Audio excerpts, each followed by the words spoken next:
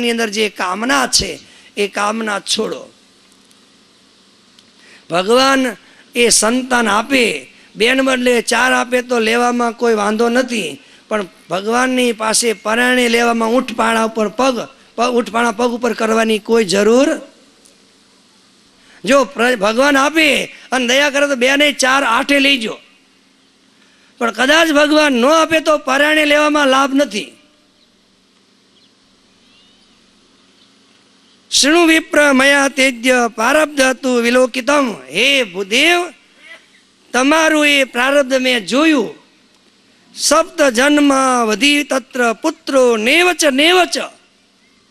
તમારા લલાટની અંદર દેખાય છે કે 7 જન્મ સુધી તમારે ત્યાં પુત્ર નહીં થાય, અને કદાચ એ પુત્ર થાય તો બોલો પુત્ર સુખ આપે કે દુઃખ આપે? સંતતે સગરો દુઃખમ ભવાંગ પાંગ પુરા તથા રે મુંચાદ્ય કુટુંબ આશા સંન્યાસી સર્વથા સુખમ. હે ભૂદેવ, સગર રાજાને સંતાન નહોતા ત્યારે સગર રાજા બહુ એ દુઃખી હતા. જ્યારે સગર રાજાને 60,000 પુત્રો થયા ત્યારે પણ એ દુઃખી થયા. અંગરાજાને પુત્ર નહોતો ત્યારે અંગરાજા બહુ દુઃખી થવા લાગ્યા. છેવટે ગુરુ કૃપાથી જ્યારે એ પુત્ર થયો જેનું નામ રાખ્યું વેન, અને એ વેન એવો એ પ્રાપ્ત થયો કે અંગરાજાને મધ્યરાત્રિએ રાજ છોડીને જંગલમાં ચાલુ જવું પડ્યું. પુત્ર સુખ જ આપે એવું નથી, પુત્ર સુખ પણ આપે અને દુઃખ આપે.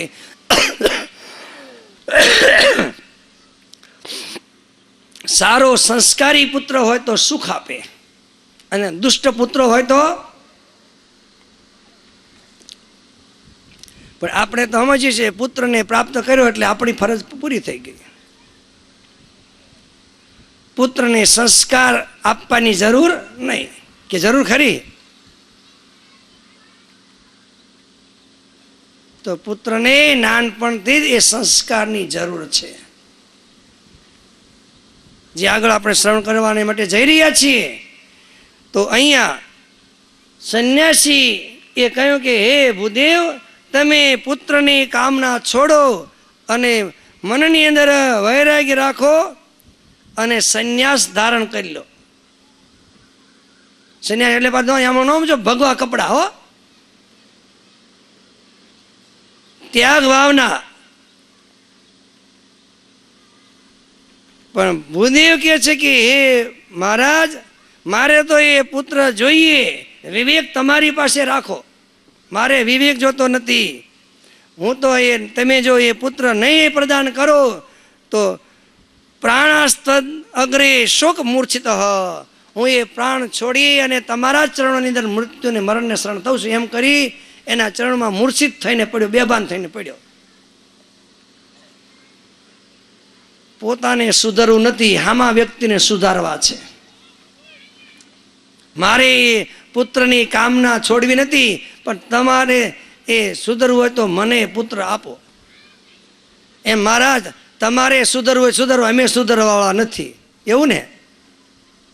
તમે ભલે કીધા કરો, પણ અમે કંઈ બીડીયું મૂકવાના નથી, તમાકુ મૂકવાના નથી, એ ગુટકા મૂકવાના નથી, હોકલી મૂકવાના નથી, એ છેકણી મૂકવાના. છેકણી વધે ઘણસાવાળા હશે, ઊંઘવાવાળા હશે.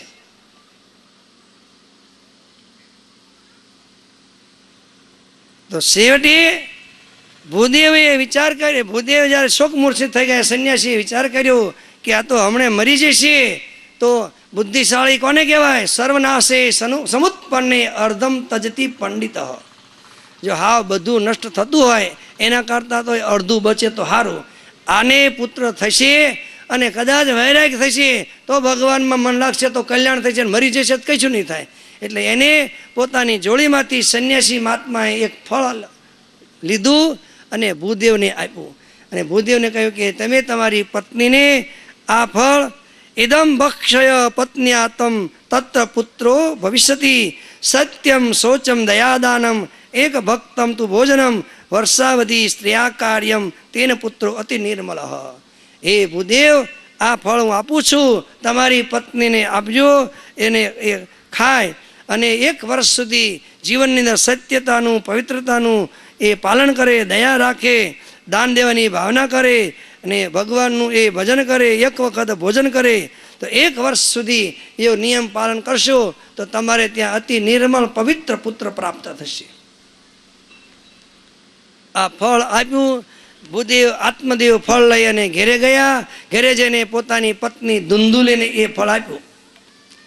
ધુંધુલીએ વિચાર કર્યો, કેમ કે ફળ આપી અને એ આત્મદેવ પોતાના ઘરકામમાં લાગી ગયા. ધુંધુલીએ વિચાર કર્યો કે આ પતિદેવો ફળ લાયા કે પુત્ર લાયા કે આપત્તિ લાયા? શું લાયા? આપત્તિ. આપત્તિ શું? કે ધુંધુલી વિચાર કરે છે કે આ ફળ હું ખાઈશ તો મારે ગર્ભ રહેશે, ગર્ભ ધીરે ધીરે મોટો થશે, પેટ મોટું થશે, મારે ખવાશે નહીં, મારેથી કામ થશે નહીં, તો પછી મારા પતિદેવ કોને લાવશે? એની બેનને લાવશે. શું થાય? પતિદેવની બેન શું થાય? નણંદ. શું થાય? નણંદ લાવશે. અને નણંદ બધું જ એને મારા ઘરેથી એ લઈ જશે ને એના પતિને ત્યાં લઈ જશે. અને એ પુત્ર પાસે એ જ્યારે જન્મ આપે ત્યારે કેટલું એ દુઃખ. આ તો પતિદેવ પુત્ર લાયા કે આપત્તિ લાયા? એમાં એ વિચાર કરતી, એમાં એની બેનપણી આવી. બેનપણી કહે છે, કેમ બેનપણી દુઃખી છો, ચિંતા શું કામ કરો? તો કે જો ને પતિદેવ પુત્ર લાયા કે આપત્તિ લાયા? કેમ? તો કે આ ફળ ખાઈશ, ગર્ભ રહેશે, બાળક થશે અને એ દુઃખ સહન કરવું પડશે, ખવાશે નહીં. અત્યારે બધાને ખાવાની બહુ ચિંતા.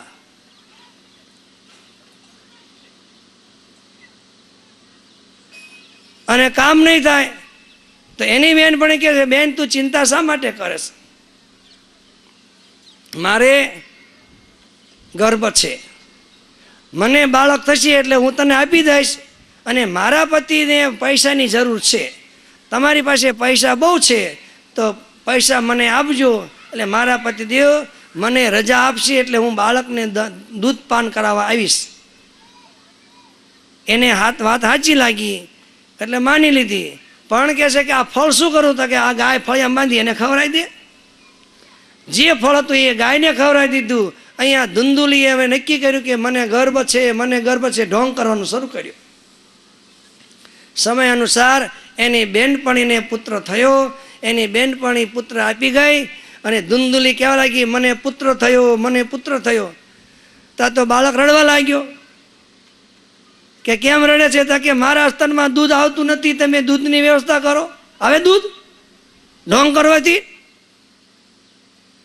આત્મદેવને કહે છે, તમે બાળકના દૂધની વ્યવસ્થા કરો. તો કે હું ક્યાંથી લાવું? ત્યારે કહે છે, મારી બેનપણીને બાળક થઈને મરી ગયો છે, એટલે એને તમે પૈસા આપો તો એ દૂધ પાન કરવા આવે બાળકને.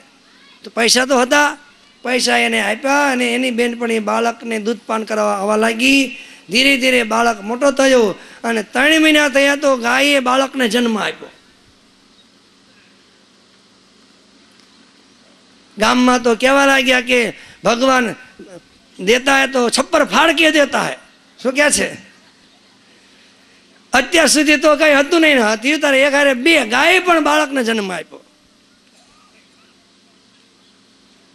તો ગાય દ્વારા પુત્ર થયો.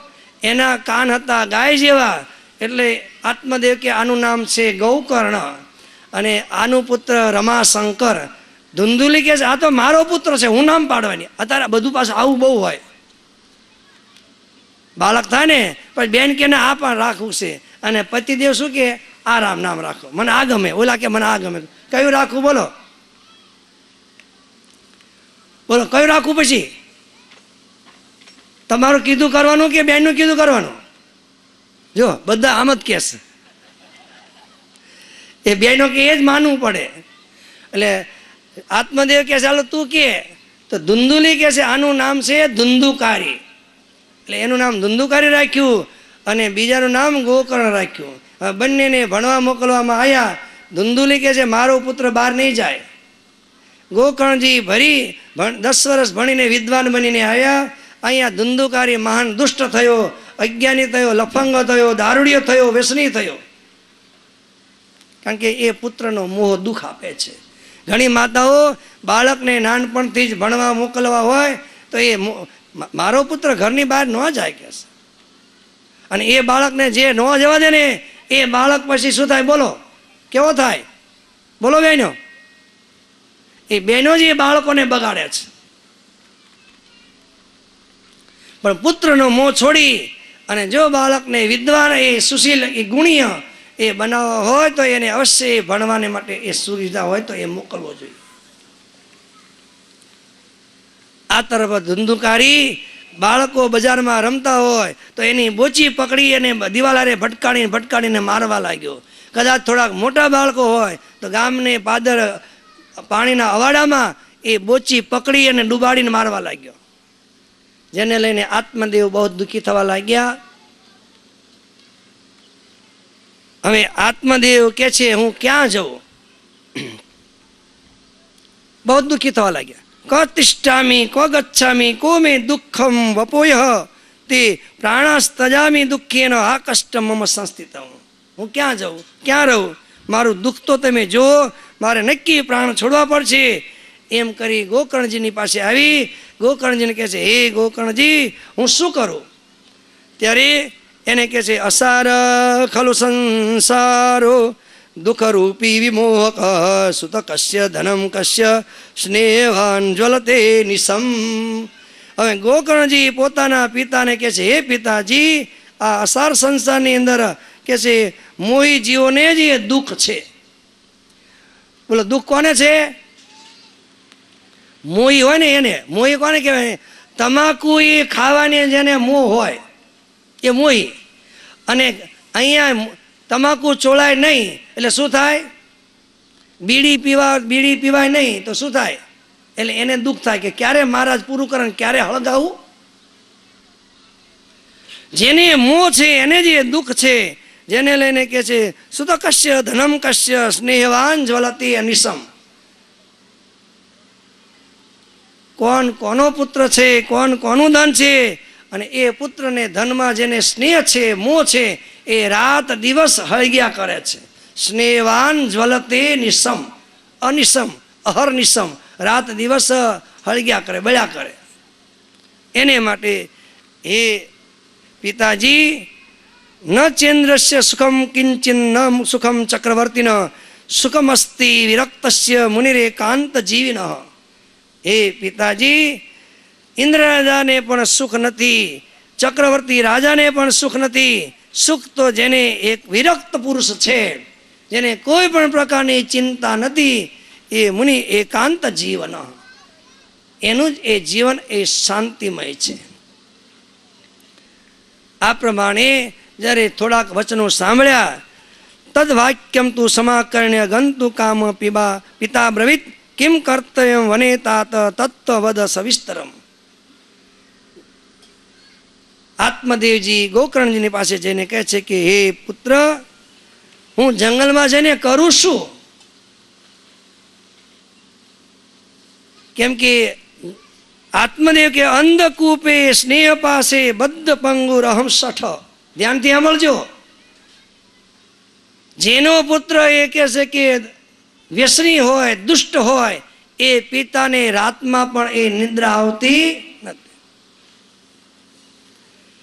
અંધકૂપે સ્નેહ પાસે, હું અંધારા કુવાની અંદર સ્નેહરૂપી દોરીથી પંગુ વ્યક્તિ જેમ એ બંધાઈને પડે એમ હું અંધારા કુવાની અંદર પડ્યો છું. કર્મણા પતિતો નૂનમ મામુદ્ધર દયાનિધિ. હે દયાનિધિ, મારો ઉદ્ધાર થાય એવું એ કૃપા કરો. ત્યાર પછી ગોકર્ણજી પોતાના પિતા આત્મદેવને સુંદર આત્મજ્ઞાન પ્રદાન કરતા કહે છે કે દેસ્તિમાંસ રુધિરે વિમતિમ ત્યજત્વમ જાયા સુતાદિષુ સુતા મમતા વિમુંચ પશ્યાનિસમ જગદિદમ ક્ષણભંગ નિષ્ઠમ વૈરાગ્ય રાગ રસિકો ભક્તિનિષ્ઠ.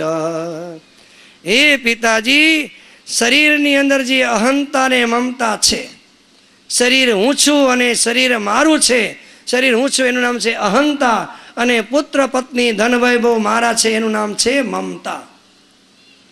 એટલે અહંતા છોડવાને માટે કહે છે કે શરીરમાં હાડકા ચામડા મળમૂત્ર રુધિર ભર્યા છે, તો એનો એ અહંકાર અહંતા અભિમાન છોડો. પછી પશ્યા એ જાયા સુતાદિ સુસદા મમતા વિમુંચ, પુત્ર પત્ની ધન વૈભવની અંદર જે મારાપણાની મમતા છે, મમતા છોડો. અને આખું જગત એ ક્ષણભંગુર છે. પશ્યા નિશમ જગદિદમ ક્ષણભંગ નિષ્ઠમ, કે જગત આખું ક્ષણભંગુર છે, એની આસક્તિ છોડો અને વૈરાગ્ય રાગ રસિકો ભક્તિ નિષ્ઠ, હૃદયની અંદર મનમાં વૈરાગ્ય દૃઢ કરો અને ભગવાનની ભક્તિ પરાયણ બનાવો. આ પ્રમાણે એ ગોકર્ણજીએ કહ્યું. આત્મદેવ જ્ઞાન લઈ અને જંગલમાં ગયા. જંગલમાં દસમ સ્કંદનો પાઠ કરી પરમાત્માના પદને પ્રાપ્ત થઈ ગયા. આ તરફ ગોકર્ણજી પિતા ગયા પછી એ યાત્રા કરવાને માટે નીકળી ગયા. તો હવે ઘરે રહ્યું કોણ? ધુંધુલી અને એનો પુત્ર ધુંધુકારી. તો ધુંધુલી તો ઘરમાં તો કંઈ કરી શકે નહીં. ધુંધુકારી હવે એવો દુષ્ટ હતો, તે વૈશ્યાગમન કરવાવાળો હોવાથી એ ઘરમાં જે કંઈ હોય એ બધું લઈને વૈશ્યને રાજી રાખવાને માટે લઈ જાય. અને છેવટે ઘરમાં કંઈ રહ્યું નહીં. તો એની માતાને એક દિવસ 2 તમાશા માર્યા. પિતરી ઉપર તે તેન જનની તાડિતા ભૃશમ ક વિત્તમ તિષ્ઠતી બ્રૂહી અનિશ્ચય લત્તયા ચરિત. અહીંયા સુતજી કહે છે, પોતાના પિતા ગયા પછી ધુંધુકારીએ પોતાની માતાને 2 તમાશા મારીને કહ્યું, હે માતાજી, તારા ગળાની અંદર જે હાર છે એ મને આપ, મારે વૈશ્યાને રાજી રાખવાને માટે લઈ જવો છે. માતાના ગળામાં આંસકો મારી અને ખેંચી લીધો અને 2 લાફા મારીને કહ્યું, આજે તે ના પાડી છે તો લાફા માર્યા, અને જો કાલે ના પાડી તો એ દંડાથી સેવા કરીશ. બધા સેવા તો કરે છે ને, દંડાથી સેવા કરે. ધુંધુકારી વૈશ્યાગમન કરવાને માટે ચાલ્યો ગયો.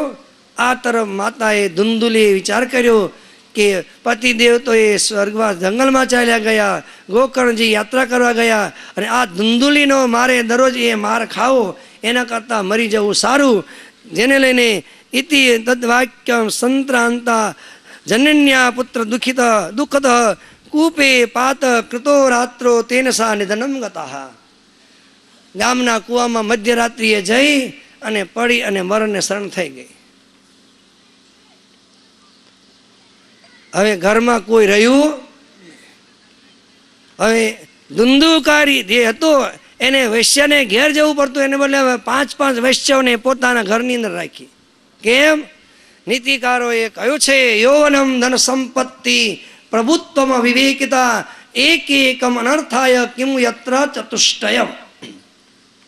યુવાની હોય, ધન સંપત્તિ હોય, સત્તા માલિકપણું હોય અને વિવેક ન હોય તો શું દશા થાય? એક એક અનર્થ ઉત્પન્ન કરવાવાળો છે. તો જેના જીવનમાં એ ચારે છે તો કહેવાનું શું? કેમ કે ધુંધુકારી જુવાન છે અને ઘરની અંદર પોતે માલિક છે અને રૂપિયા પૈસા છે અને વિવેક તો છાંટો પણ છે નહીં. એક એક અનર્થ ઉત્પન્ન કરવાનો છે. જેના જીવનમાં ચારે છે એનું કહેવાનું છે. અને આજે જગતની અંદર એ જ દશા થઈ જુવાનમાં. જો માતા પિતા કહે એનું માને નહીં. બોલો, માને છે? અને રૂપિયા પૈસા હાથમાં છે, કેમ કે હીરામાં જાય છે, એટલે હીરામાં કમાય છે, એટલે માતા પિતા કંઈ કહી શકતા નથી. યુવાન છે, પોતાને સત્તા છે અને એમાં વિવેક તો હોય નહીં તો શું થાય? એટલે ખોટા રસ્તે ચડી જાય. અને પછી 2-5 વર્ષ થાય તો કે પીતો થઈ ગયો. શું થઈ ગયો? સમજી ગયા? પીતો થઈ ગયો. એ પછી કે છોકરો માનતો નથી. પણ નાનપણથી ધ્યાન રાખ્યું, તમે સ્વતંત્રતા આપી દીધી, સત્તા આપી દીધી, રૂપિયા પૈસા હાથમાં કમાય છે, તમને પૂછવાની જરૂર નહીં.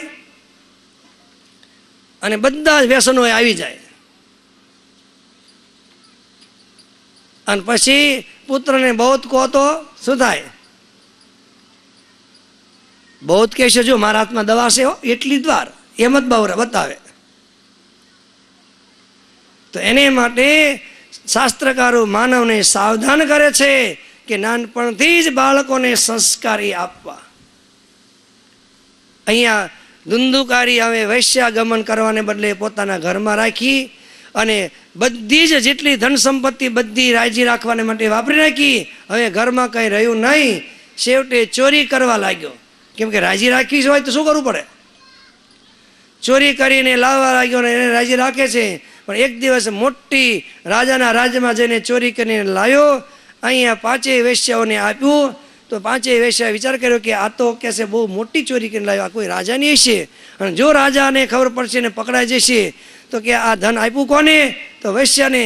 તો એ તો મરશે પણ આપણને મારશે, એટલે હવે નક્કી કરો આને તો પતાવી દો. રાતે ફળિયામાં ધુંધુકારી સૂતો હતો. તો 5 વેશ્યાઓ ભેગી મળી અને ખાટલાની સાથે ધુંધુકારીને દોરડા સહિત બાંધી દીધો.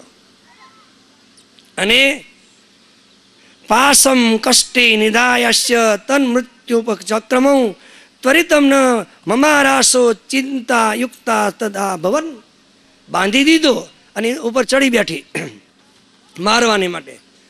પણ શાસ્ત્રકારો કહે છે કામી ક્રોધી મોહી જીવો જલ્દી મરે નહીં. તો હવે વૈશ્યએ વિચાર કર્યો હવે શું કરવું? આ મરતો નથી ને, કે અગ્નિ હળગાવો. ફળિયામાં અગ્નિ હળગાવી અને એના એ ધધકતા એ અંગારા લાકડા તપ્તા અંગાર સમૂહાશ્ચ તન્મુખે ચ વિચુક્ષુપુ. એના મોઢામાં એ અંગારા ભરવાના શરૂ કર્યા. જેમ તમે ઓલું મિક્સર કરો ને, મિક્સર તારે ઉપરથી દબાવો, બેને દબાવો ને તમે મિક્સર કરવાનું હોય તારે ઉપર ઢાંકણું એ દબાવો એટલે અંદર બધું મિક્સર થઈ જાય. એમ આ એના મોઢામાં એ અંગારા એ ભરવાના શરૂ કર્યા, ધધકતા. જેને લઈને અહીંયા એ ભાગવતકાર કે છે અગ્નિ જ્વાલાતી દુઃખે ન વ્યાકુલો નિધનમ ગતઃ. એ ધુંધુકારી અગ્નિના તાપને લઈ દુઃખી થતો એ મરને શરણ થયો. પણ શાસ્ત્રકારો કહે છે કામી ક્રોધી લોભી મોહી જીવો જલ્દી મરે નહીં, અને મરે તો સદગતિ થાય નહીં. છેવટે એ પ્રેત થયો. શું થયો? પ્રેત. ગોકર્ણજીને ખબર પડી કે પોતાનો એ ભાઈ એ મરણને શરણ થયો, એટલે ગયાની અંદર એને શ્રાદ્ધ કર્યા, તર્પણ કર્યા. કાશીની અંદર કહ્યું, પ્રયાગની અંદર કહ્યું, પુષ્કર કહ્યું, બધે તીર્થની અંદર એનું એ તર્પણ વિધિ પિંડદાન કર્યું. અને છેવટે ગોકર્ણજી જ્યારે ફરતા ફરતા પોતાના ઘેર આવ્યા, એક દિવસ ફળિયામાં સૂતા હતા, ત્યાં તો એ ધુંધુકારી નોખા નોખા રૂપ ધારણ કરી અને એની આગળ પ્રગટ થવા લાગ્યું. તો ક્વચિત સકૃત મેષ ક્વચિત હસ્તી સકૃત મહિષો ભવત. ક્યારેક એ ભેડ થાય, ઘેટું થાય, ક્યારેક હાથી બને, ક્યારેક પાડો બને, ક્યારેક ઇન્દ્ર બને, ક્યારેક અગ્નિ બને. નોખા નોખા રૂપ ધારણ કરીને પ્રગટ થવા લાગ્યો. તો ગોકર્ણજી મધ્યરાત્રે જાગીને કહે છે હે જીવ તું કોણ છો? તો પ્રેતને કહે છે કે એનું મુખ હોય ને સૂચિ અગ્રહ, સોયના નાકા જેવું એ મુખ હોય, એને બોલવું છે પણ બોલાતું નથી. એટલે ગોકર્ણજીએ કમંડળમાંથી જળ લઈ એની તરફ છાંટ્યું. ત્યારે એને વાચા આવી કે ભાઈ હું કોઈ નથી, તમારો ભાઈ છું. તો કે આવા રૂપ તારે ધારણ કરવા પડે છે કેમ? તો કે મારા કર્મ અનુસાર એ હું કહે છે કે એ દુઃખી થઉં છું. ત્યારે ગોકર્ણજી કહે છે હે ભાઈ મેં તો તારા માટે સદગતિને માટે ગયાની અંદર શ્રાદ્ધ તર્પણ વિધિ કરી, પિંડદાન કર્યું, અને તીર્થની અંદર બધે શ્રાદ્ધ તર્પણ વિધિ કરી, પણ તારી મુક્તિ કેમ થતી નથી? ત્યારે પ્રેત્યોની અંદર એ ધુંધુકારી કહે છે ગયા શ્રાદ્ધ સતેનાપી મુક્તિર્મે ન ભવિષ્યતિ. હે ભાઈ તમે એ એક વખત નહીં, હજારો વખત ગયામાં શ્રાદ્ધ કરો, તર્પણ કરો, પિંડદાન કરો, પણ મારી મુક્તિ થઈ શકે એમ નથી, કેમ કે મારા એવા કર્મ છે.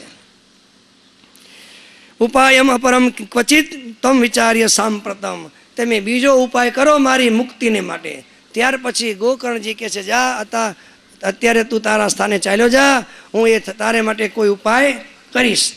બીજે દિવસે ગોકર્ણજીએ સભા ભરીને કહ્યું કે મુક્તિ માટે, પ્રેતનિંદિની મુક્તિને માટે ઉપાય હોય તો બતાવો. તો કે તમે જ વિદ્વાન છો, તમે જ જાણો છો, તમે કરો, અમે જ કંઈ જાણતા નથી. છેવટે ગોકર્ણજીએ શું કરવું, એને લઈ હાથમાં કમંડળમાંથી જળ લઈને સૂર્યને પૂછ્યું, સૂર્ય તરફ એ પાણી છાંટ્યું, એટલે સૂર્યની ગતિ સ્થિર થઈ ગઈ. સૂર્યની ગતિ સ્થિર થવાથી સૂર્ય ભગવાન કહે છે, મને મારી ગતિને રોકવાવાળું કોણ છે? તત સર્વે સૂર્યવાક્યમ તન મુક્તો સ્થાપિતમ પરમ ગોકર્ણ સ્તંભયન ચક્રે સૂર્ય વેગસ્ય વે તદા. સૂર્યની ગતિ રૂકવાથી સૂર્ય ભગવાન કહે છે, મને કેમ રોક્યો? ત્યારે કહે છે, જીવ પ્રેત્યોની અંદર હોય તો એની મુક્તિને માટે ઉપાય. ત્યારે સૂર્ય ભગવાન કહે છે, શ્રીમદ ભાગવતાન મુક્તિ સપ્તાહ વાંચનમ કુરુ ઇતિ સૂર્ય વચઃ સર્વે ધર્મ રૂપ તું વિસ્તૃતમ. ત્યાં તો બધાએ સાંભળ્યું કે ભાગવત શાસ્ત્રની કથા સંભળાવો તો એ પ્રેત્યોનીમાંથી જીવની મુક્તિ થઈ શકે છે. આ સૂર્ય ભગવાનના વચન સાંભળી બધાએ નક્કી કર્યું. ગોકર્ણજીએ કમંડળમાંથી જળ લઈને વળી સૂર્ય ભગવાનને છાંટ્યું, એટલે સૂર્યની ગતિ ચાલુ થઈ ગઈ. હવે કોણ ભાગવત શાસ્ત્રની કથા સંભળાવે, કોણ વાંચે? ગામ લોકોએ કહ્યું, હે ગોકર્ણજી, તમે જ સંભળાવો ને, તમે જ વિદ્વાન છો. ગોકર્ણજીએ ભાગવત શાસ્ત્રની કથા સંભળાવવાને માટે તૈયારી કરી. તો જે પ્રેત હતો ધુંધુકારી, એને 7 વાંસનો એ વાંસ લીધો, ગાંઠવાળો, મંડપની અંદર એને બાંધવામાં આવ્યો. એમાં એ પ્રેત્યોનીનું એ આહવાન કરવામાં આવ્યું. અને ધીરે ધીરે કથા શરૂ થઈ. સાંજે પહેલા દિવસની કથા પૂરી થઈ તો એ 1 ગાંઠ તૂટી. એમ 7 દિવસમાં 7 ગાંઠ તૂટી ગઈ. અને પિતાંબર ધારણ કરી અને બધાની વચમાં પ્રગટ થયું. ત્યાં તો એ ભગવાનના પાર્ષદો વિમાન લઈને આવ્યા. ગોકર્ણજી કહે છે, તમે કોણ છો? તો કે અમે ભગવાનના પાર્ષદો છીએ. તો કેમ આવ્યા? કે અમે આ ભાગવત કથા સાંભળવાથી મુક્ત થયો એને અમે ધુંધુકારીને લેવા આવ્યા. તો કે એક વિમાન કેમ લાયા? કેટલા વિમાન લાવવાના બોલો? આ બધાએ સાંભળ્યા છે તો બધાને માટે લાવવા જોઈએ ને. ત્યારે ભગવાનના પાર્ષદો શું કહે છે? હરિદાસા ઉચુ શ્રવણસ્ય વિભેદન ફલભેદોત્ર સંચિત શ્રવણમ તો કૃતમ સર્વે ન તથા મનનમ કૃતમ ફલભેદ તતો જાતો ભજનાત અપી માનદ. હે ગોકર્ણજી, બધાએ શ્રવણ કર્યું છે તો શ્રવણ કરવામાં તો બધા હરખા છે, પણ મનનમ નતું કૃતમ, મનન કર્યું નથી. એટલે એ શ્રવણ કરવાનું ફળ જુદું છે અને મનન કરવાનું ફળ જુદું છે. એટલે આ ધુંધુકારી એ શ્રવણ કરી, મનન કરી અને નિધિધ્યાસન દ્વારા એ પોતાની બુદ્ધિની અંદર દૃઢ કર્યું છે.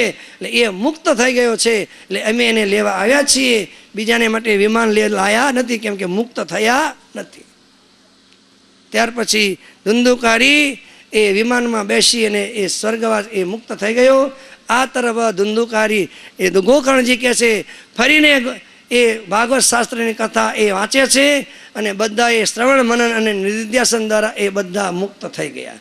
તો અહીંયા કહે છે, અદૃઢમ હતમ જ્ઞાનમ, જે જ્ઞાન દ્રઢ ન થાય એ નષ્ટ થઈ જાય. આપણે બોલો કેટલા વર્ષથી સાંભળીએ છીએ જ્ઞાન? સાંભળીએ છીએ પણ એનું મનન અને નિધિધ્યાસન દ્વારા દ્રઢ કરતા નથી, એટલે લાભ થતો નથી. અને વિશ્વાસો ગુરુ વાક્ય શું સ્વસ્મિન વિનત્વ ભાવના, અને ગુરુના વાક્ય પર વિશ્વાસ હોય તો એ જ્ઞાન થઈ શકે. જ્યાં સુધી વિશ્વાસ ન થાય ત્યાં સુધી એ શ્રદ્ધા ન થાય, અને શ્રદ્ધા ન થાય ત્યાં સુધી જ્ઞાન થતું નથી. જેમ ભગવાને ગીતાના 4થા અધ્યાયની અંદર કહ્યું કે શ્રદ્ધાવાન લભતે જ્ઞાનમ, જો શ્રદ્ધા હોય તો જ્ઞાન થઈ શકે. એને માટે અહીંયા ગોકર્ણજી એ બધાને કથા સંભળાવી અને બધા મુક્ત થયા. તો હવે આ ગ્રંથના કથયિતા કેવા હોય અને કથા સાંભળવાવાળા કેવા હોય? તો વિરક્તો વૈષ્ણવો વિપ્રો વેદશાસ્ત્ર વિશુદ્ધિકૃત દૃષ્ટાંત કુશલો ધીર વક્તા કાર્યો અતિ નિષ્પ્રિય. કે જે વિરક્ત હોય, વેદશાસ્ત્ર વિશુદ્ધિકૃત, જેને વેદશાસ્ત્રનું એ પૂરેપૂરું અધ્યયન કર્યું હોય, દ્રષ્ટાંત કુશલ, જે દ્રષ્ટાંત દેવામાં કુશળ હોય, ધીર હોય અને અતિ નિષ્પ્રિય, જેને કોઈ પણ પ્રકારની નિષ્પ્રિય ન હોય, એવા જો એ વક્તા હોય તો કહે છે કે જીવોને એ જ્ઞાન થઈ શકે.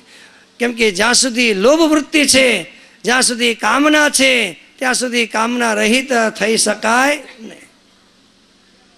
એને માટે અહીંયા એ વક્તાનું બતાવ્યું. હવે શ્રોતા કેવા હોવા જોઈએ? તો શ્રોતા કહે છે કામમ ક્રોધમ મદમ માનમ મત્સરમ લોભ એવ ચ દંભમ મોહમ તથા દ્વેષ દુરેચ્ચ એચ્ચ કથાવૃત્તિ. કે જે કામ રહિત, ક્રોધ રહિત, મોહ રહિત, મદ રહિત, માન રહિત, દંભ રહિત હોય તો એ કથા જીવનની અંદર ઉતરે છે. તો ઘણા કે અમે મારા સંસારી કહેવાય, ગ્રસ્ત કહેવાય, અમારે તો કામના થાય, ક્રોધ થાય, લોભે કરવો પડે. તો કરજો, પણ કમસે કમ 7 દિવસ તો એ બધું છોડજો. જાજુ ન છૂટે તો કાંઈ નહીં, પણ 7 દિવસ તો છૂટે કે ન છૂટે. ઈર્ષા દેખે છોડવી, કામ ક્રોધ લોભ છોડવો, મોહ છોડવો અને દ્વેષ છોડવો. જીવનમાં સત્યતાનું પાલન કરવું તો ધીરે ધીરે લાભ થઈ શકે. પવિત્રતા રાખવી, બીજા જીવોની પર દયા કરવી, મૌન જેટલું બને એટલું મૌન રાખવું, સરળતા રાખવી, વિનય રાખવું, ઉદાર મન રાખવું, તો જલ્દી લાભ થઈ શકે. એટલું જ નહીં, ગમે એવો કામી હોય પણ એ કામનાથી સાંભળે તો પણ એની કામના પૂરી થાય. જે દરિદ્ર હોય એ પણ જો એ શ્રદ્ધાથી ભાવથી શ્રવણ કરે તો એનું દરિદ્રપણું પણ એ દૂર થઈ શકે. એટલું જ નહીં કે જે અપુષ્પા કાક વંદ્યાયા ચ મૃતાર્ભકા શ્રવગર્ભ ચ યા નારી તથા શ્રાવ્યા પ્રયત્નત. જે ગર્ભને ધારણ કરી શકે નહીં એવી સ્ત્રી પણ જો સાંભળે એ પણ કહેશે પોતાની ઈચ્છા અનુસાર ગર્ભને ધારણ કરી શકવામાં સમર્થ થઈ શકે છે. જેના એ બાળક એ જન્મતાની સાથે એ મરી જતા હોય એ પણ જો કામનાથી એ સાંભળે તો એના એ કામના એ પૂરી થઈ શકે છે. એટલે જેની જેવી કામના એ કામનાથી જો એ શ્રવણ કરે તો બધાની કામના એ ભાગવત શાસ્ત્રની કથા શ્રવણ કરવાથી પૂરી થઈ શકે છે. તો એને અવશ્ય લાભ થઈ શકે. અને આમાં એ પરીક્ષિત રાજા એ 7 દિવસ શ્રવણ કરવાથી મોક્ષપદના ભાગીદાર થયા એના એ સાક્ષી છે. એટલે છેલ્લે કહે છે અસારે સંસારે વિષય વિષસંગા કુલધિય ક્ષણાર્ધમ ક્ષેમાર્થમ પીબત સુખગાથા તુલસુધામ કિમર્થમ વ્યર્થમ ભો વ્રજત કુપતે કોશિત કથે પરીક્ષિત સાક્ષીયત શ્રવણગત મુક્ત્યુક્તિ કથને. એ ભાવિકો અસાર સંસારની અંદર તમારો એ કિંમતી સમય ક્ષણાર્ધમ ક્ષેમાર્થમ અર્ધી ક્ષણ પણ તમારા કલ્યાણને માટે નકામો એ સુકામ વેઠવી નાખો છો. કિમર્થમ વ્યર્થમ ભો વ્રજત કુપતે કુત્સિત કથે. સંસારના ખોટા રસ્તે વ્યસનોની અંદર એ નિંદા ચુગલી કરવામાં ખોટો સમય શા માટે ગુમાવો છો? પરીક્ષિત સાક્ષી યત, એમાં પરીક્ષિત સાક્ષી છે કે જે ભાગવતની કથા શ્રવણ કરવાથી એ મોક્ષ પદના ભાગીદાર થઈ ગયા. એટલે હંમેશા પોતાના સમયનો સદુપયોગ કરી પરમાત્મા પરિણત થવાને માટે પુરુષાર્થ કરો. આ પ્રમાણે ભાગવતની મહિમા આપણે શ્રવણ કરી કે ગમે તેવો પ્રેત્યોની અંદર પડવાળો જીવ પણ જો એ ભાગવત શાસ્ત્રની કથાને શ્રદ્ધાથી, પ્રેમથી, ભાવથી શ્રવણ કરે છે તો ધન્ય ભાગવતી વાર્તા પ્રેત પીડા વિનાશિની. ભાગવત શાસ્ત્રની કથાને ધન્ય છે કે પ્રેત્યોની અંદર પડવાળા જીવને પણ એ સદગતિ મુક્તિ પ્રદાન કરી શકે છે. હવે આગળનો પ્રસંગ એ ભાગવત ના પ્રથમ સ્કંદની અંદર એ મંગલાચરણ કરે છે, પરમાત્માનું ધ્યાન કરે છે. હવે કેવા પરમાત્મા છે? એમાં કોઈ વ્યક્તિનું, કોઈ પરમાત્માનું, કોઈ સંપ્રદાયનું નામ નથી. એટલે ધ્યાનથી સાંભળજો. જન્માદ્યસ્ય યતોન્વયાધિતરતશ્ચાર્થે સ્વભિજ્ઞસ્વરાટ તેને બ્રહ્મ હૃદયાદિ કવયે મુયંતી સૂરય તેજો વારી મૃદામ યથા વિનિમયો યત્ર ત્રિસર્ગો મૃષા ધામના સ્વેન સદા નિરસ્તકુહકમ સત્યમ પરમ ધીમહિ. સત્ય સ્વરૂપ પરમાત્માનું એટલે સત્યનું અમે ધ્યાન કરીએ છીએ. કોઈ ભગવાનનું નામ નથી. જો વિષ્ણુ ભગવાનનું નામ લેવામાં આવે તો વૈષ્ણવ લોકો કહે કે આ તો એ ભાગવત શાસ્ત્ર મારા વૈષ્ણવોનું છે. રામમ પરમ ધીમહિ, ભગવાન રામનું એ ધ્યાન કરીએ છીએ તો વૈષ્ણવ એ રામાનંદી લોકો એમ કે અમારા એ રામનું એ ભાગવત શાસ્ત્ર છે. શિવમ પરમ ધીમહિ, એ શિવનું નામ લેવામાં આવતો શૈવપંથી લોકો એમ કે આ તો અમારું એ શૈવપંથીઓનું એ ભાગવત શાસ્ત્ર છે. અહીંયા કોઈ પણ સંપ્રદાયનું એ નામ નથી, કોઈ પણ પરમાત્માનું નામ નથી. અહીંયા તો સત્યમ પરમ ધીમહિ, સત્ય સ્વરૂપ અમે ધ્યાન કરીએ છીએ. સત્યનું કોનું ધ્યાન કરીએ છીએ? સત્યમ પરમ ધીમહિ, જે પરમ સત્ય છે એનું અમે ધ્યાન કરીએ છીએ. એ પરમાત્મા કેવા છે? તો જન્મા દસ્ય યતોન વયાદિતરતસ, કે જેના એ સૃષ્ટિનું એ સર્જન પાલન અને વિસર્જન જેના દ્વારા થાય છે. તો એ પરમાત્માને જાણવા કઈ રીતે? તો અન્વય અને વ્યતિરેક દ્વારા એને જાણી શકાય છે. જે આખા જગતની અંદર એ અભિજ્ઞ એટલે જ્ઞાની છે, જે સ્વરાટ એટલે રાજા છે, જેને કેવલ સંકલ્પ માત્રથી બ્રહ્માજીને એ જ્ઞાન પ્રદાન કર્યું. તેને બ્રહ્મ હૃદય આદિ કવયે મુયંતી યસૂર્ય, અને જે બ્રહ્માજીએ સૃષ્ટિનું સર્જન કર્યું તો એમાં એ દેવતાઓ પણ એ મોહમાં પડે છે. કેમ કે તેજો વારી મૃદા યથા વિનિમયો યત્ર ત્રિસર્ગો મૃષા, જે તેજ વારી અને મૃદા, તેજ એટલે અગ્નિ, વારી એટલે જળ, મૃદા એટલે માટી, એટલે પૃથ્વી જળ અને તેજ, આ ત્રણેયનો વિનિમય કરવાથી જે જગત એ મિથ્યા છે છતાં પણ એ સત્ય સ્વરૂપ ભાસે છે. સ્વેન સદા નિરસ્ત કુહકમ, અને જે બધાના હૃદયરૂપી ગુહાની અંદર બિરાજમાન છે એવા સત્ય સ્વરૂપનું અમે ધ્યાન કરીએ છીએ. ત્યાર પછી આ શાસ્ત્રને શ્રવણ કરવાને માટે અધિકારી કોણ કહેવાય? તો કે જે ધર્મ પ્રોજિત કેતવોત્ર પરમો નિર્મસ્રણામ સતામ વેદ્યમ વાસ્તવમત્ર સવસ્તુ શિવદમ તાપત્રયોન્મૂલનમ શ્રીમદ ભાગવતે મહામુનિ કૃતે કિમ વા પરેરીશ્વર સદ્યો હૃદયવરુદ્યતે કૃતિભિ શુશ્રુભિ તત્ક્ષણાત. જે છળ કપટ રહિત હોય, જે વિવેકવાન હોય, જે વૈરાગ્યવાન હોય, એ જ એ ભાગવત શાસ્ત્રને શ્રવણ કરવાને માટે એ અધિકારી કહેવામાં આવે છે. અને જેમાં સુંદર એ આત્મતત્વનું કલ્યાણ કરવાવાળું એ તત્વનું વર્ણન કરવામાં આવ્યું છે. એ જ જાણવાની યોગ્ય છે, જેને જાણવાથી 3 પ્રકારના તાપનો પણ નાશ થઈ શકે છે. અને એવું એ શ્રીમદ ભાગવત શાસ્ત્ર એ મહાન સુખદેવ મુનિ દ્વારા એ કહેલું. અને એનાથી અમે બીજું શું એ સાંભળવું કે જેનું એ હૃદયની અંદર એ સદ્યો હૃદય વરુદ્યતે કૃતિભિ શુશ્રુભુ તત્ક્ષણાત, જેનું હૃદય શુદ્ધ બને એ સેવા દ્વારા એને તત્ક્ષણ એના હૃદયની અંદર પરમાત્માના સાક્ષાત્કાર એ થઈ શકે છે. આ પ્રમાણે કયા પછી હવે એ ભાગવત શાસ્ત્રને એ કેવું શાસ્ત્ર છે એને માટે કે છે નિગમ કલ્પતરોર્ગલિતમ ફલમ સુખમુખાદમૃત દ્રવ સંયુતમ પીબત ભાગવતમ રસમાલયમ મુહુરહો રસિકા ભુવિ ભાવુકા. હે ભાવુકો, તમે મુહુરહો વાર વાર એને પીવો. કોને પીવો? ભાગવત રૂપી રસ એ છે એને પીવો. એ રસ કેવો છે, એ ફળ કેવું છે એને માટે કે છે નિગમ કલ્પતરોર ગલિતમ ફલમ. વેદોરૂપી કલ્પવૃક્ષનું એ પાકું એ ફળ શ્રીમદ ભાગવત શાસ્ત્ર છે, જે સુખદેવ મુનિ દ્વારા એ કહેલું છે. જેમ કે સમજો એ ઝાડનું ફળ હોય ને,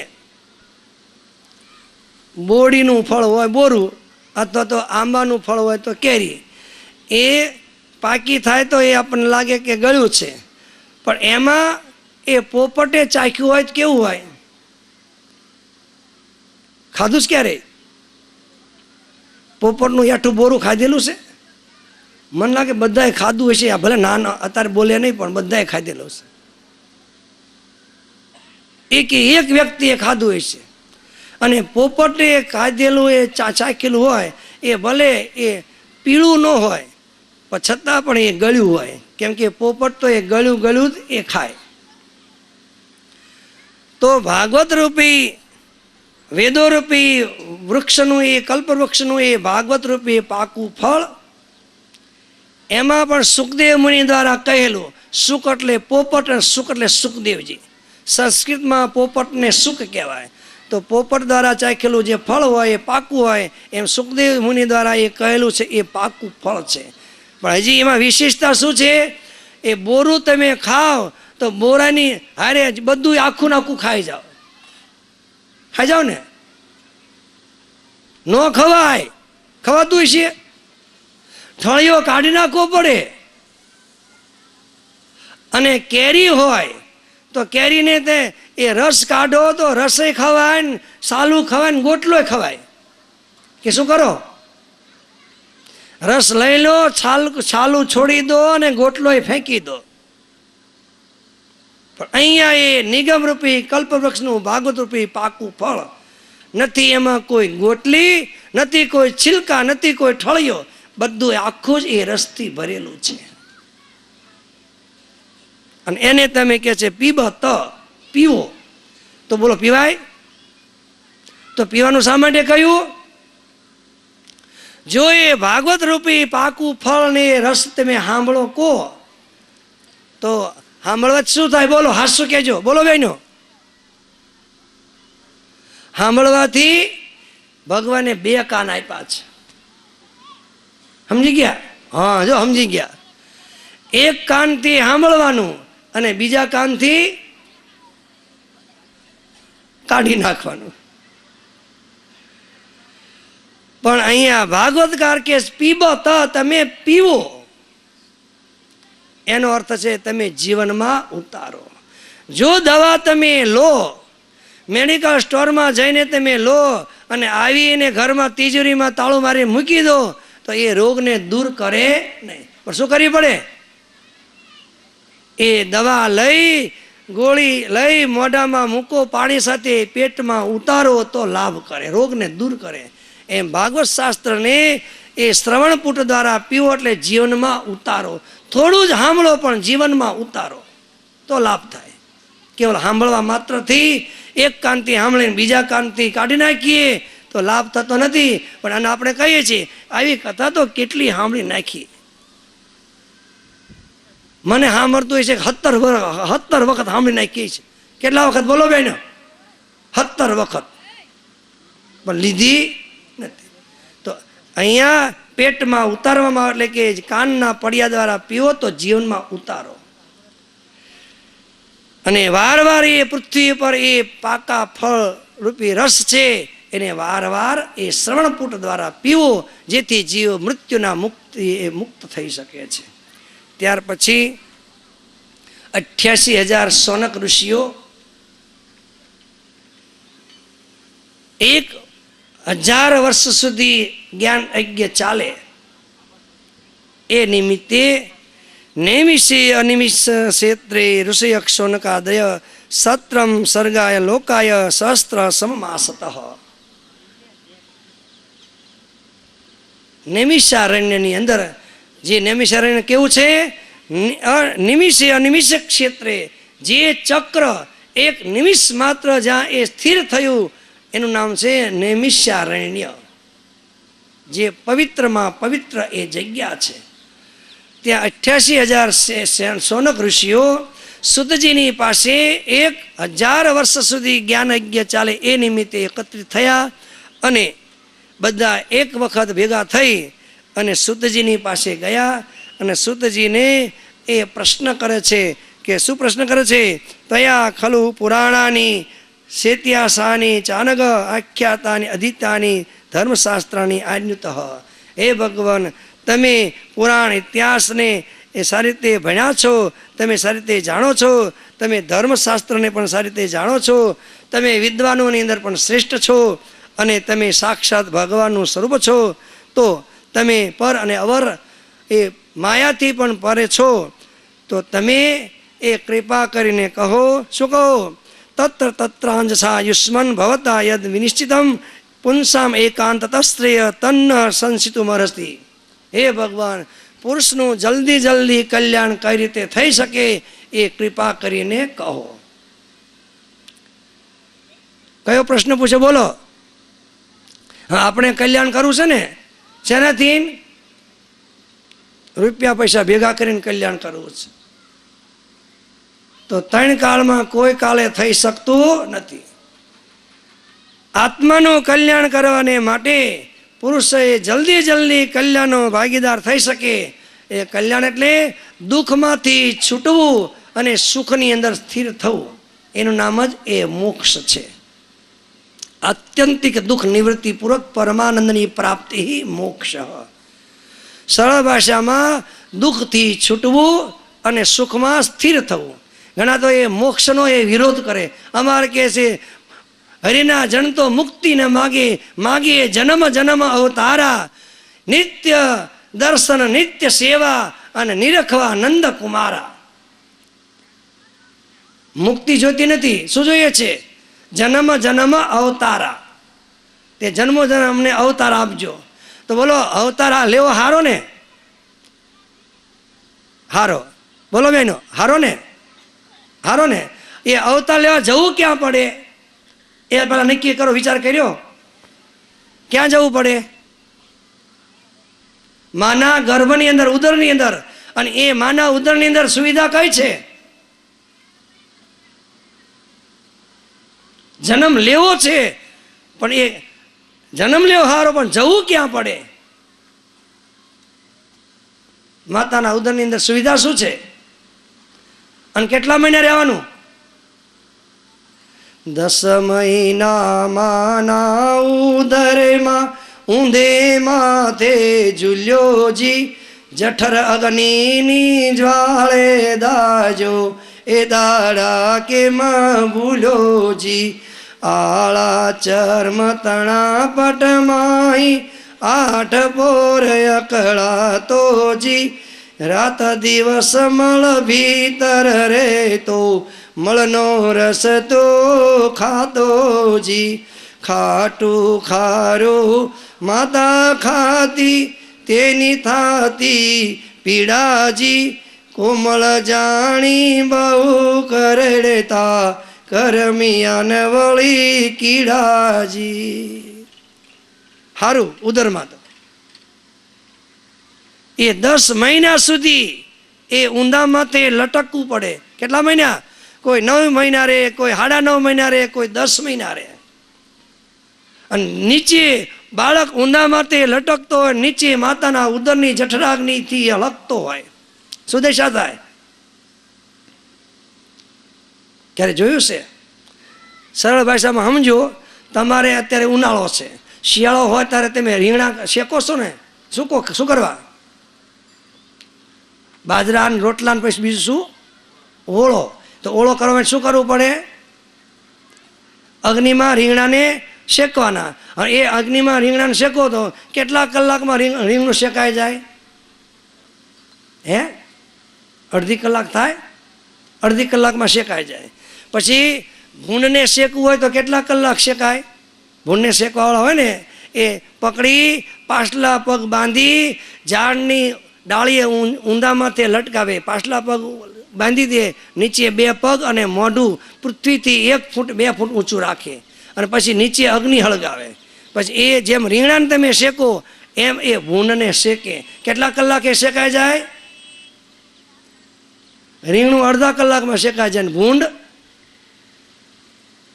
બહુ મજા આવે શેકાવામાં.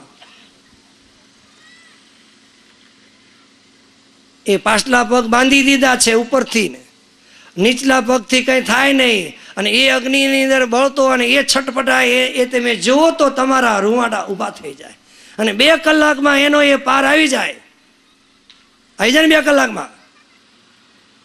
જો 2 કલાકમાં એનો પાર આવતો હોય અને એ આપણે જોઈ શકતા નથી, તો એ માતાના ઉદરની અંદર જે જઠરાગ્નિ છે એના જઠરાગ્નિની ઉપર ઊંધામાંથી બાળક 9 મહિના સુધી લટકતું. સુદશા થાય.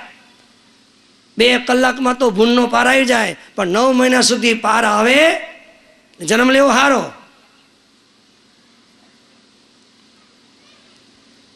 જ્યાં સુધી સમજણ નથી ત્યાં સુધી જીવો એ મુક્તિની નિંદા કરે છે. મુક્તિનો અર્થ છે દુઃખમાંથી છૂટવું અને સુખની અંદર સ્થિર થવું. હા બોલો, નક્કી કરો, એ સુખ ગમે કે દુઃખ ગમે? દુઃખ ગમે. દુઃખ તો કોઈને ગમતું નથી. દુઃખ તો એકને જ ગમે છે, જે કુંતા માતાએ ભગવાનની પાસે દુઃખ માગ્યું. શું કામ માગ્યું? આપણે સુખ માગીએ છીએ, કુંતા માતાએ દુઃખ માગ્યું. શું કામ? કેમ કે સુખમાં એ ભગવાનનું સ્મરણ થતું નથી અને દુઃખમાં ભગવાનનું સ્મરણ થાય. દુઃખ મેં સ્મરણ સબ કરે, સુખ મેં કરે ન કોઈ. જો દુઃખ સુખ મેં સ્મરણ કરે તો દુઃખ કા એકો હોય. જેને લઈ અહીંયા એ સોનક ઋષિઓ એ મનુષ્યનું એ કલ્યાણ કઈ રીતે થાય, શ્રેય કઈ રીતે થાય, એ કૃપા કરીને કહે છે. તો એનો ઉત્તર એ સુતજી આપે છે. પોતાના ગુરુની એ સ્તુતિ કરી, નમસ્કાર કરી અને ભગવાન નારાયણમ નમસ્કૃત્ય નરમ ચેવ નરોત્તમમ દેવીમ સરસ્વતીમ વ્યાસમ તયો તતો જય મુદિરિયત. અને નારાયણ ભગવાનને નમસ્કાર, નરોની અંદર ઉત્તમ ભગવાનને નમસ્કાર, દેવી સરસ્વતી માતાને નમસ્કાર, વ્યાસ મુનિને નમસ્કાર, કે જેને જલ્દી જલ્દી એ જય થઈ શકે છે. ત્યાર પછી પ્રત્યેક માનવનો પરમ ધર્મ છે.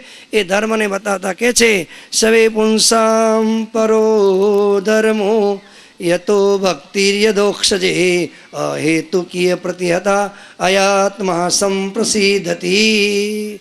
હવે ધ્યાનથી આવજો, પ્રત્યેક માનવનો પરમ ધર્મ છે કે પરબ્રહ્મ પરમાત્માની ભક્તિ કરવી. ટૂંકમાં કહું છું, કારણ કે હજી ઘણું સાંભળવાનું છે, સમય થઈ ગયો છે.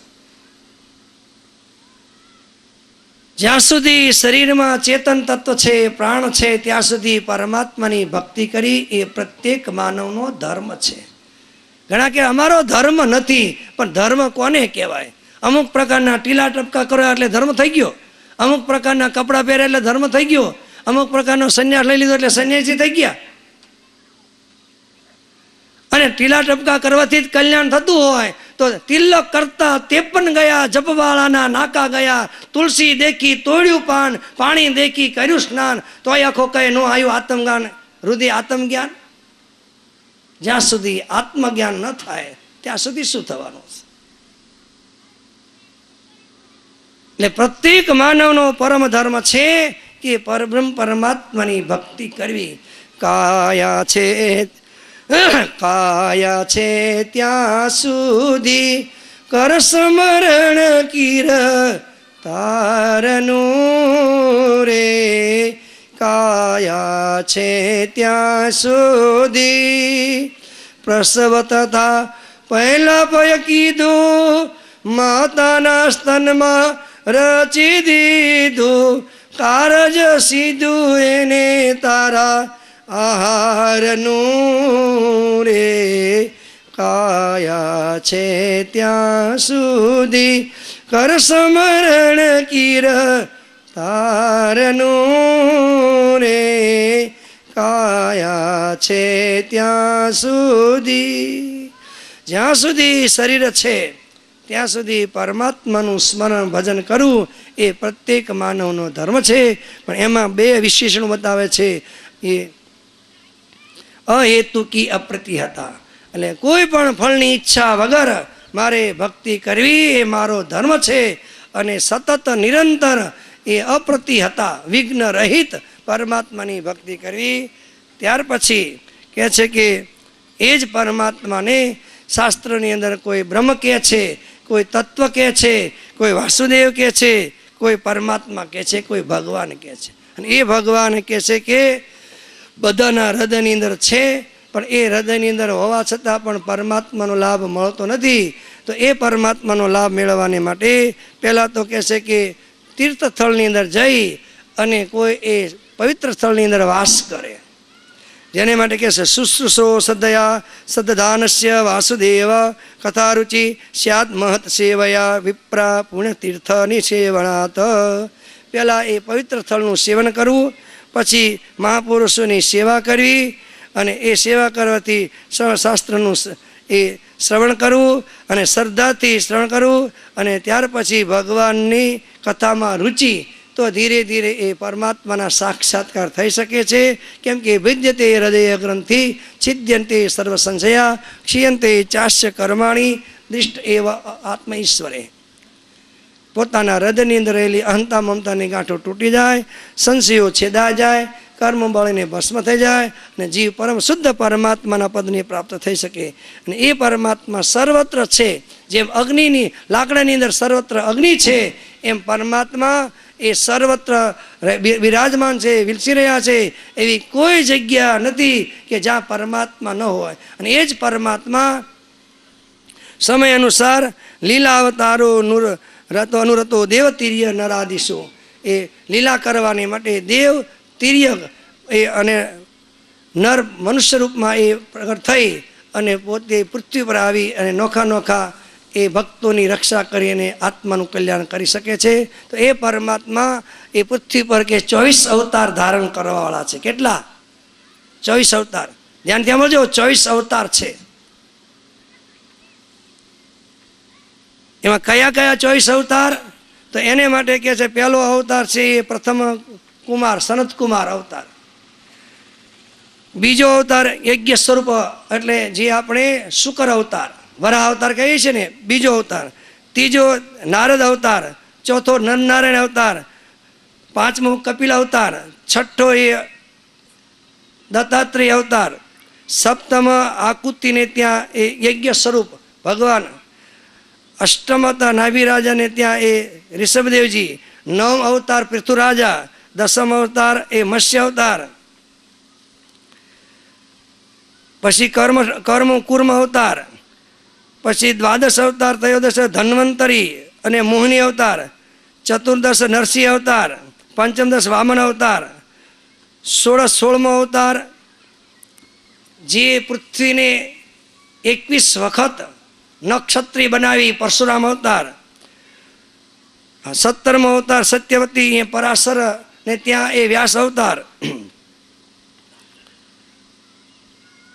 19 રામકૃષ્ણ અવતાર. 19મો ને 20મો બુદ્ધ અવતાર અને કલ્કી અવતાર અને હંસ અવતાર પણ કહેવામાં આવે છે. આ 24 અવતાર પરમાત્મામાં જ 24 આંકનો પૂરો થાય છે.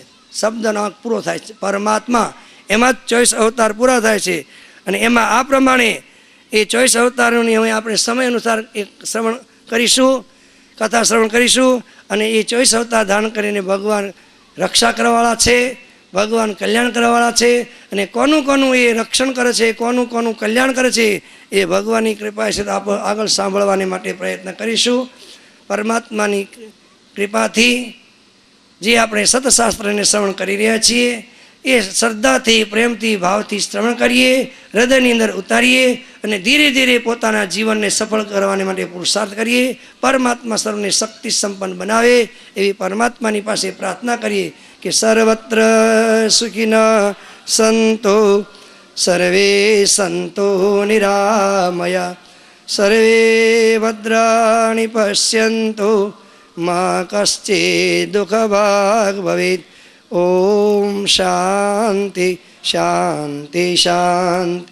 આનંદમાનંદ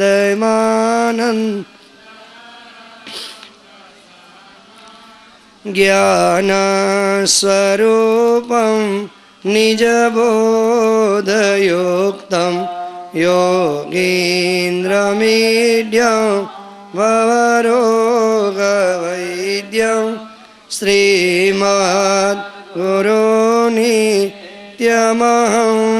નમામિ. સદગુરુદેવ સનાતન ધર્મન રામચંદ્ર ભગવાન કૃષ્ણચંદ્ર ભગવાન કી. ઓમ નમઃ પાર્વતી પદ હર હર મહાદેવ.